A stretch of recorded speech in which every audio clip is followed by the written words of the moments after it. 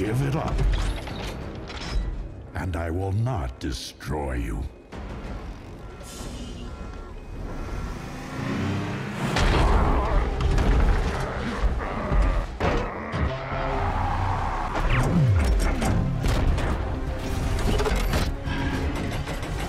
Hello, Optimus.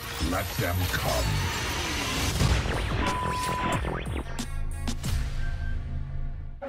Hello everybody and welcome, this is Comodin Cam. In today's video, we're going to be looking at the deleted / alternate scenes for Transformers Rise of the Beast.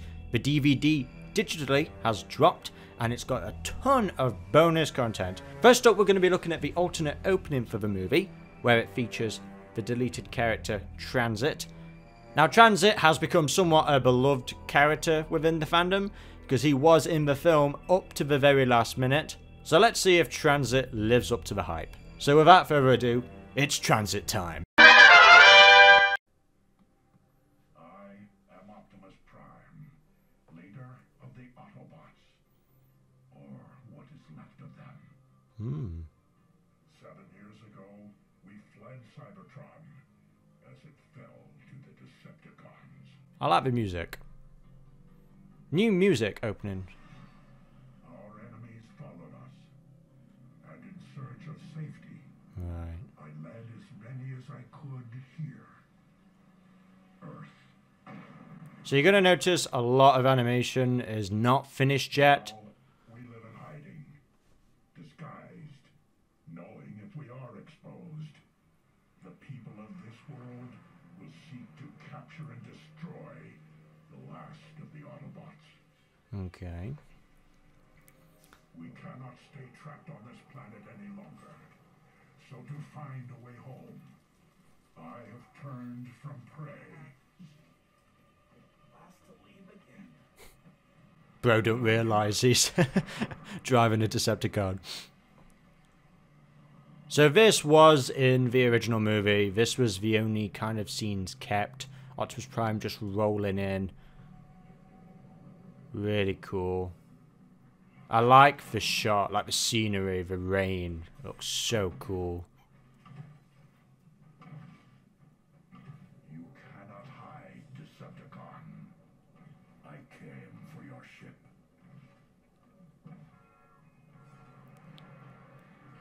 Imagine if all those buses transformed. And I will not destroy you. Ooh, I like that line. And here he is. Oh boy. It's Transit time.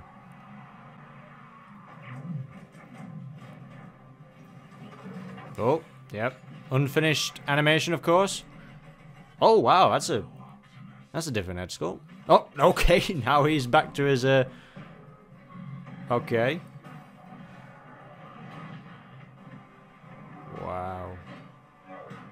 Such a shame we couldn't see this finished. Of course, why would they need to finish it if they knew it was going to get cut? Oh, wow.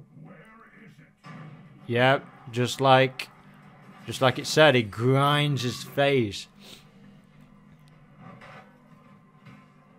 Oh, that was finished.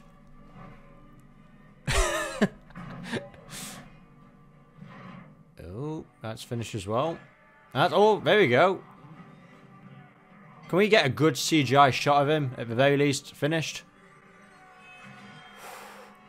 Oh, wow. Ooh. This is your last chance. Where is your ship? Destroyed it to leave you with no possible escape. Yep.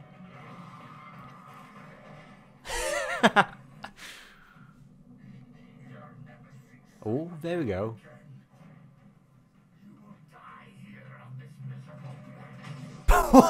Bro didn't give him a chance to finish. Prime is not messing around. Oh, that was cold. Hang on a minute, that's Dark of the Moon. That's the Dark of the Moon logo. And there we have it, Transit's big scene. You know, I feel like they could have kept parts of this in the movie. They could have cut the Optimus Prime narration, of course, because we don't need two narrations, you know. When Optimus Prime appears in the final cut of the movie, they could have at least had a scene, because it would have kind of amplified Optimus Prime's motivations, his sort of desperation. Because you can tell right off the bat, when you see the final cut of the movie, he's got an attitude adjustment from what we usually know. But I felt like if we had this scene to start off with, it would have added a bit more context, a bit more fluidity to how Prime is in this movie. I have no issue with how Prime was in the movie. Like, I liked that interesting spin of his character, being a bit more desperate and being a bit more edgier, I guess, or darker in his tone. Because he hasn't made this bond with the humans yet, unlike Optimus Primal. So I feel like if we saw his desperation at the start like this, you know, getting taunted by Transit, you know, destroying his ship deliberately so the Autobots couldn't get off Earth, I feel like it would have just added more to Prime's arc throughout the movie. But yeah, it's a shame overall. It's a real shame. But I gotta admit, I really like this fight. With Transit, I like what they added to his character of just making him like taunting Prime. Like, this gives the Decepticons kind of a bit more of a flavor. Like, he's doing this deliberately just to spite Prime. Of course, Prime explains other Decepticons that he's taken on before. The scene is pretty much beat for beat from what we got in the fan screening. A lot of reports of that. Pretty much accurate to the description of those fan screenings. You know, Optimus Prime taking Transit's head and grinding it through the bus. Very brutal, very cool. But I can understand why they may have cut it, because it is very violent to start off a film that way. Tonally, for me, I feel like it would have justified a lot of Prime's sort of attitude throughout the whole film. It establishes that. But I feel like still it could have been kept in the film for sure, because if we had the Max Morehome scene, and then we had the Noah introduction scene, and then we had this scene, because Prime just kind of comes in and it's like, yay, Prime, you know, but then we don't actually get any build up. It's just Prime looking, like, just looking really cool, but we don't actually see this fight scene. But yeah, that was the Transit deleted scene. I like it, really cool. It's going to add a lot to Transit's design ranking tier list, because we got obviously the pre-render version of him, obviously compared to the final design version. We do get a good CGI shot of him. There's a few CGI shots of him where it's finished, but still, nonetheless, a very cool design. Hopefully this embarks the spin-off Transit 6. No. No, that is probably his only big screen debut. Now let's talk about another alternate scene in the movie. Next up, let's talk about the cave deleted alternate scene, including a bit of the chase sequence as well between the Terracons and the Autobots. So instead of the freezer being more extended, it's cut off short in favor of more Cheetor and Rhinox scenes.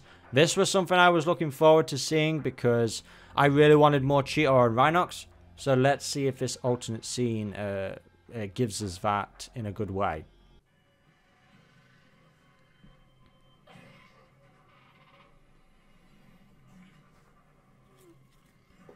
That's a different looking freezer. Oh. Okay, so instead of Noah killing the freezer, it's Cheetor. Alright.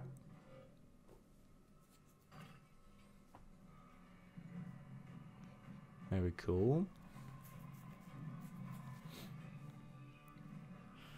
Cheetor very unfinished, but still a very cool looking shot. Makes him look a bit aggressive. Oh. Why would you shoot? Well, I mean, I guess I understand why you would. I feel like the chase sequence was really well cut. I don't feel like I really wanted to see else from that scene. I really liked this scene in the movie. The lines Optimus Prime gave to Scourge were really badass. Oh. Oh, wow. She got more pink on her lips. She's very more pink in the face. I really like the final design more. I did not like that. Come on, where's Rhinox? Give me more Rhinox. Oh, there he is. Oh my god, those gear cogs in his mouth.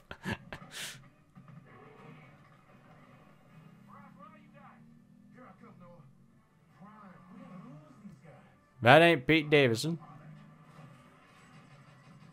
Oh, wow, we actually see a gun outside Optimus Prime's truck there. That's cool. Also, they completely cut out the line where he says, "I'll take off his head."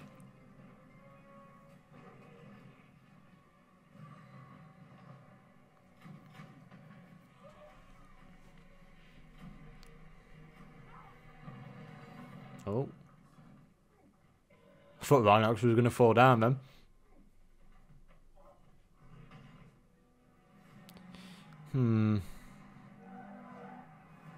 I'm not sure I'm really feeling this one, guys. I think I'd much prefer the final cut of the movie to this sequence here. Prime and Scourge just going down a hill. The music doesn't seem well coordinated either. It seems to be looping and playing itself back over and over and over.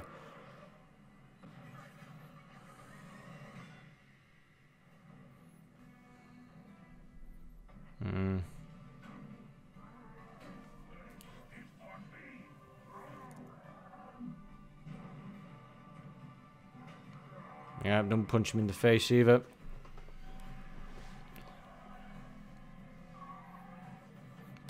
Oh god, man, I'm getting kind of bored now, guys. This is just going on and on and on. The final version is so much better.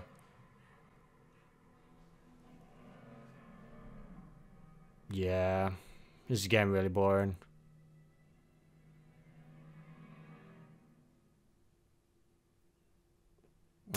Yeah.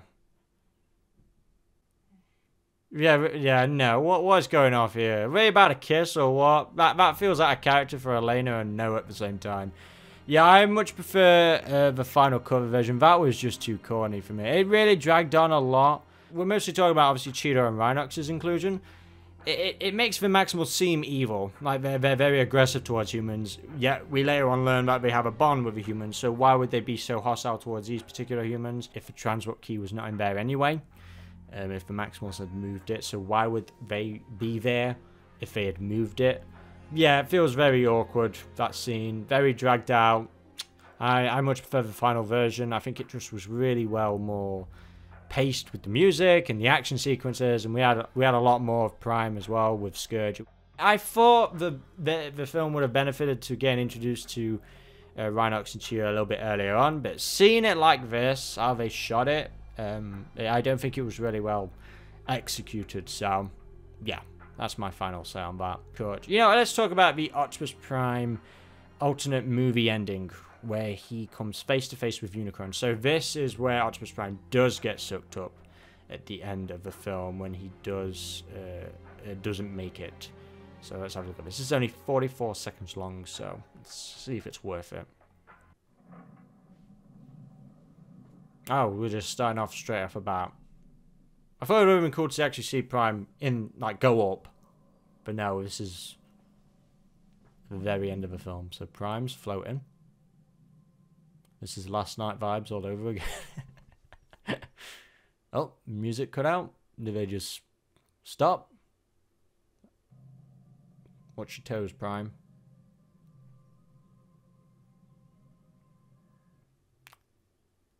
This feels really awkward.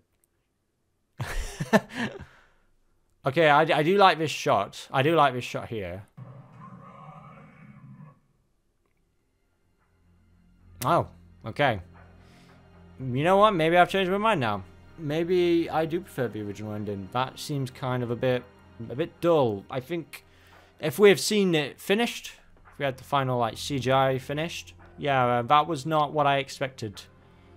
That was not how I expected, because obviously we talked about this in my extensive review, where we would have liked this alternate ending, because it would things would have felt more at stake, you know, instead of it just ending off on a happy ending.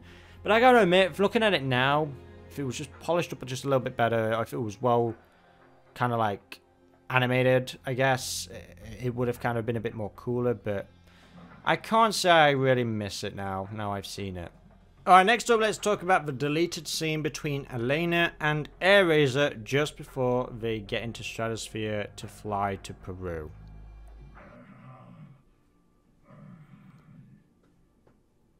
What is this symbol? It is the Maximal crest. Now, it is all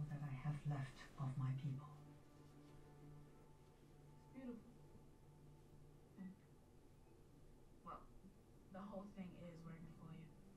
You should have seen me 2,000 years ago. Oh yeah? What you was doing? Turning robot heads? Maybe.